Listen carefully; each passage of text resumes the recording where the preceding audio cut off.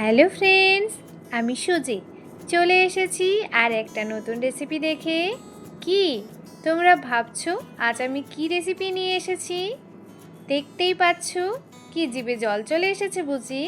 হ্যাঁ, গরম পড়তেই আমাদের সবার মনে কিন্তু একটাই জিনিস আসে, রসালো টক মিষ্টি আম। আর সেই আম দিয়েই আজ আমি তোমাদের জন্য নিয়ে এসেছি একদম স্পেশাল ঝাল ঝাল টক টক আর সুস্বাদু আম কাসুন্দি। এটা এমন একটা রেসিপি যেটা একবার খেলে কিন্তু বারবার বানাতে ইচ্ছে করবে। আর সবচেয়ে ভালো ব্যাপার হলো এটা বানানো কিন্তু খুবই সহজ আর পুরোপুরি ঘরোয়া উপায়। বাজারে কাসুন্দি তো পাওয়াই যায়, কিন্তু বাড়িতে বানানোর মজা আর স্বাদ কিন্তু অনেক আলাদা। কোনো প্রিজারভেটিভ নেই, নিজের হাতে বানানো, একদম হাইজেনিক, আর স্বাদ একদম ঝাঁঝালো, ফ্রেশ আর পারফেক্ট। আজকের ভিডিওতে আমি তোমাদের স্টেপ বাই স্টেপ পুরো রেসিপিটি দেখাবো, সাথে শেয়ার করব কিছু খুবই গুরুত্বপূর্ণ টিপস ও ট্রিক্স, যাতে তোমার কাসুন্দি কখনো তেতো না হয় আর অনেক দিন ভালো থাকে। তাই ভিডিওটি একদম শেষ পর্যন্ত দেখার অনুরোধ রইল, কারণ শেষে টিপসগুলো কিন্তু খুবই কাজে লাগবে।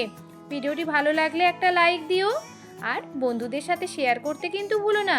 আর চ্যানেলটি সাবস্ক্রাইব করে পাশে থেকো, নোটিফিকেশানটা কিন্তু অন করতে ভুলো না, কারণ আমি নতুন নতুন রেসিপি শেয়ার করলে তোমরা আগেই সেই নোটিফিকেশান পেয়ে যাবে। চলো তাহলে শুরু করে ফেলি আজকের গরমে স্পেশাল আম কাসুন্দি রেসিপি। এই আম কাসুন্দি যে কোনো ভাজা, পকোড়া, ভাত সব কিছুর সাথেই কিন্তু খুব সুন্দর লাগে, পরোটার সাথেও কিন্তু খুব ভালো মানাবে। চলো তাহলে রেসিপিটি শুরু করা যাক। আর এই রেসিপি কিন্তু খুবই সহজ পদ্ধতিতে বাড়িতে থাকা কিছু উপকরণ দিয়ে আমরা বানিয়ে নিতে পারি। কাসুন্দি বানাতে কি কি উপকরণ লাগছে তাহলে দেখে নেওয়া যাক। দেখতেই পাচ্ছ আমি সব রেডি করে চলে এসেছি কিন্তু। আর এই সব উপকরণ কিন্তু আমাদের সবার বাড়িতেই আছে। এই গরমের সময় কিন্তু আম সবার বাড়িতেই পাওয়া যাচ্ছে। আমি কিন্তু এই কাসুন্দি প্রত্যেক বছরই বাড়িতে বানাই আর বেশি করেই বানিয়ে রাখি। কাসুন্দি বানাতে আমি এখানে ব্যবহার করেছি দুই ধরনের সর্ষে। কালো সর্ষে নিয়েছি 6 টেবিল চামচের মতো, আর সাদা সর্ষে নিয়েছি একটু কম 5 টেবিল চামচের মতো। ঝালের জন্য আমি এখানে ব্যবহার করেছি কাঁচা লঙ্কা আর আদা, পরিমাণ মতো হলুদ আর স্বাদ মতো লবণ। এই কাসুন্দি বানানোর জন্য কিন্তু অবশ্যই টক আমটা নির্বাচন করবে আর একদম ফ্রেশ আম নিতে হবে। এবার আমি আমগুলোকে ভালো করে ধুয়ে নেব, কারণ বাজার থেকে নিয়ে আসা আম অনেক নোংরা, অনেক ময়লা থাকে। ভালো করে আম আর কাঁচা লঙ্কাটাকে আমি একটু পরিষ্কার করে জলের মধ্যে ধুয়ে নিচ্ছি। আমার মনে হয় এই সব উপকরণ খুবই সহজলভ্য আর প্রায় সবার বাড়িতেই থাকে।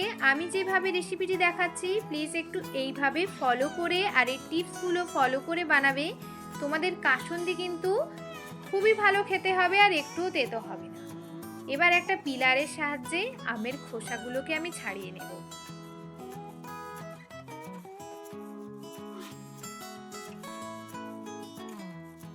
ভালো করে পিলারের সাহায্যে আমের খোসাগুলো কিন্তু ছাড়িয়ে নেব।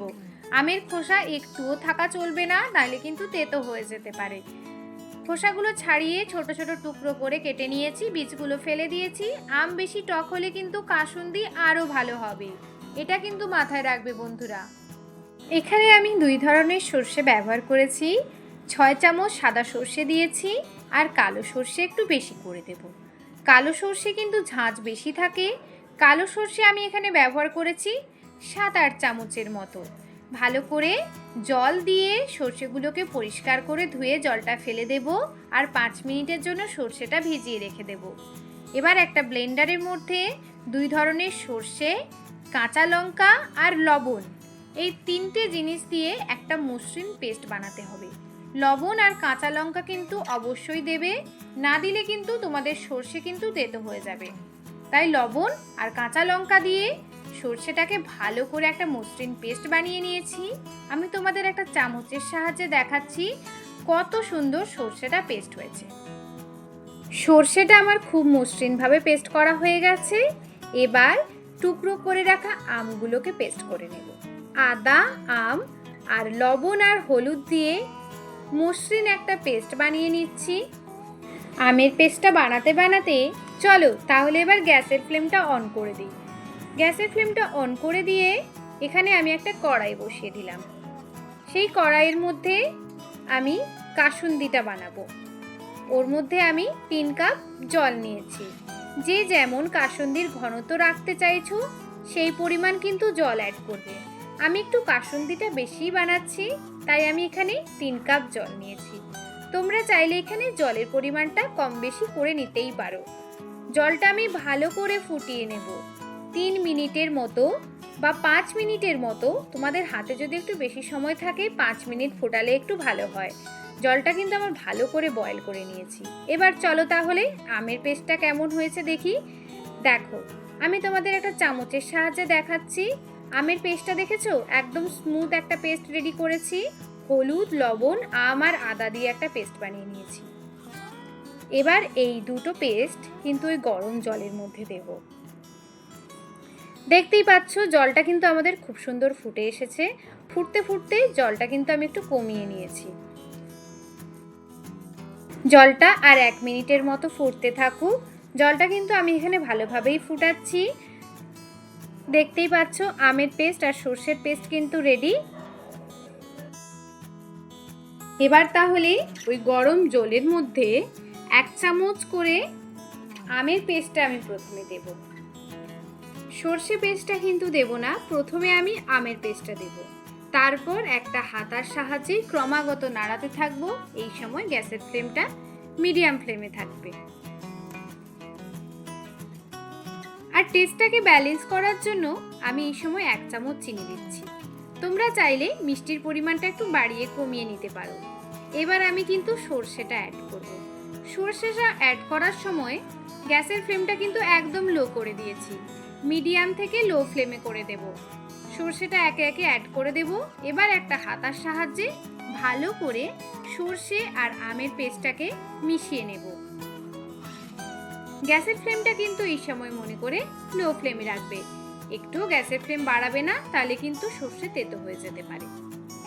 সর্ষে আর আমের পেস্টটা যখন মিশিয়ে দিয়েছি এই সময় কিন্তু গন্ধটা কিন্তু অসাধারণ আসবে। এবার ওপর থেকে সর্ষের তেল দিয়ে পরিবেশন করে দেব গরম গরম কাসুন্দি। আর একটা কথা, তোমরা যদি এই কাসুন্দি বেশি দিন সংরক্ষণ করে বাড়িতে রাখতে চাও তাহলে কিন্তু 1 চামচ ভিনিগার অ্যাড করে দেবে। অবশ্যই কাসুন্দিটা যখন ঠান্ডা হয়ে যাবে সেই সময় ভিনিগার অ্যাড করে তোমরা এই কাসুন্দিটা অনেক দিন সংরক্ষণ করে রাখতে পারবে। কিন্তু এই কাসুন্দি সংরক্ষণ করার জন্য অবশ্যই তোমরা কাঁচের বোতল ব্যবহার করবে, প্লাস্টিকের কিছু ইউজ করবে না। 2-3 দিন রোদে রাখলে কিন্তু আরও টেস্ট হবে। তো বন্ধুরা, দেখতেই পাচ্ছ আমাদের ঝালঝাল টকটক একদম ঘরোয়া স্টাইলে আম কাসুন্দি কিন্তু রেডি হয়ে গেছে। এই কাসুন্দিটা কিন্তু যতদিন যাবে ততই এর স্বাদ আরও জমে উঠবে। তাই এখন আমি তোমাদের দেখাবো কিভাবে এটাকে সঠিকভাবে সংরক্ষণ করলে অনেক দিন পর্যন্ত একদম ফ্রেশ রাখা যায়। প্রথমে একটা পরিষ্কার শুকনো কাঁচের শিশি নিয়ে নিয়েছি। মনে রেখো শিশিরটার ভেতরে 1 ফোঁটাও জল থাকা কিন্তু চলবে না। এবার ধীরে ধীরে কাসুন্দিটা আমি কিন্তু ভরে নিচ্ছি। এরপর খুব গুরুত্বপূর্ণ একটা স্টেপ, শিশিরটার মুখ ভালো করে বন্ধ করে একটা পরিষ্কার শুকনো কাপড় দিয়ে কিন্তু পুরোটা মুড়ে দেব। কেন কাপড় দিয়ে মুড়বে? কারণ এতে করে ভেতরের আর্দ্রতাটা নিয়ন্ত্রণে থাকে, সরাসরি আলো কম লাগে আর কাসুন্দি নষ্ট হওয়ার সম্ভাবনা কিন্তু খুবই কম থাকে। এবার এই মুড়ানো শিশিটা 2 থেকে 3 দিন হালকা রোদে রেখে দিতে পারো, পারলে 7 দিনও রোদে দিতে পারো, কোনো অসুবিধা নেই। এতে কাসুন্দির ফ্লেভার, রং আর ঝাঁঝ সব কিছুই কিন্তু আরও ভালোভাবে সেট হয়ে যাবে, আরও দ্বিগুণ হয়ে যাবে। আর একটা কথা অবশ্যই মনে রাখবে, সবসময় শুকনো চামচ ব্যবহার করবে। ভিজে হাত বা চামচ দিলে কাসুন্দি কিন্তু দ্রুত নষ্ট হয়ে যেতে পারে। এই দুটো জিনিস কিন্তু মনে রাখবে বন্ধুরা। আর চাইলেও কিন্তু তোমরা এই আম কাসুন্দি ফ্রিজে রাখতে পারো, তাতে আরও বেশি দিন ভালো থাকবে। আর এই কাসুন্দি ব্যবহারের শেষে আবার ভালো করে কিন্তু ঢাকনাটা অবশ্যই বন্ধ করে রাখবে। তো বন্ধুরা, এই ছিল আমাদের আজকে স্পেশাল রেসিপি আম কাসুন্দির সাথে পুরো স্টোরেজ গাইড। তোমরা অবশ্যই বাড়িতে বানিয়ে দেখো আর কেমন হলো তোমাদের অভিজ্ঞতা কমেন্টে জানিও। তোমার ফিডব্যাক আমার জন্য খুবই গুরুত্বপূর্ণ। ভিডিওটি যদি তোমাদের ভালো লেগে থাকে একটা লাইক দেওয়ার হাইপ করতে ভুলো না। বন্ধু আর পরিবারের সাথে শেয়ার করো যাতে তারাও এই দারুণ রেসিপিটি ট্রাই করতে পারে। আর যদি এই চ্যানেলে নতুন হয়ে থাকো তাহলে অবশ্যই সাবস্ক্রাইব করে বেল আইকনটি প্রেস করতে ভুলো না, যাতে এমন আরও সহজ ঘরোয়া রেসিপি, টেস্টি রেসিপি তুমি মিস না করো। খুব শিগগিরই আমি আবার একটা নতুন মজার রেসিপি নিয়ে হাজির হব। ততক্ষণ সবাই ভালো থেকো, সুস্থ থেকো আর রান্না করে খাও, সবাইকে খাওয়াও। ধন্যবাদ, আবার দেখা হবে, টাটা।